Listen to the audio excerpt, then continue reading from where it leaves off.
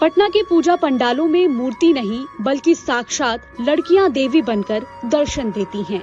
बिना हिले 3 दिनों सप्तमी, अष्टमी और नवमी तक लगातार 10 घंटे शाम 6 से सुबह 4 बजे तक ये आसन पर विराजमान होती हैं। इस दौरान उन्हें लिक्विड फूड दिया जाता है। पटना के डाक बंगला, कंकड़ बाग, पटना सिटी में इन चैतन्य देवियों के दर्शन करने की होड़ लगी रहती है।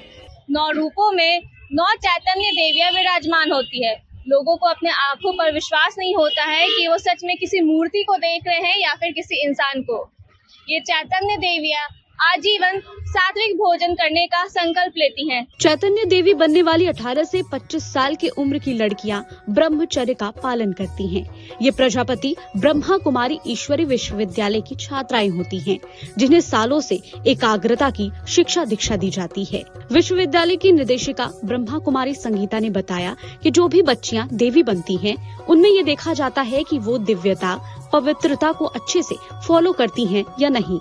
आध्यात्मिक ज्ञान और राजयोग की शिक्षा जो दी जाती है, तो वो डेली क्लास करते हैं। तो 2 साल, 4 साल, 5 साल ऐसे आते हुए उनको हम देखते हैं कि ऐसे प्रैक्टिस में ये बहुत अच्छे हैं और बहुत एकाग्रता से बैठ सकते हैं।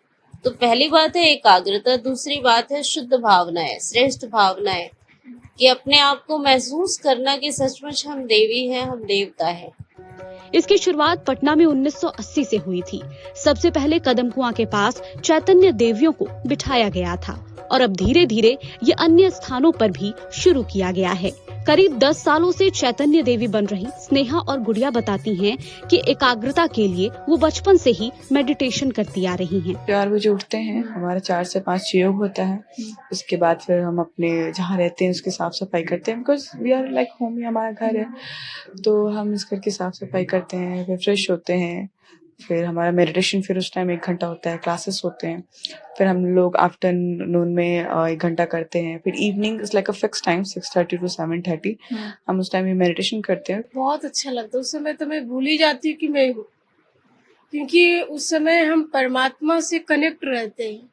वो परमात्मा की पावर हम अपने अंदर लेके वे और लोगों को, जो भी भक्त जन है, उन लोगों को देते हैं और मन में यही शुभ भावना, शुभ संकल्प रखते हैं कि वो उसकी जो भी आस है, जो भी उनकी मनोकामना, जो भी इच्छा है, वो सब पूर्ण हो।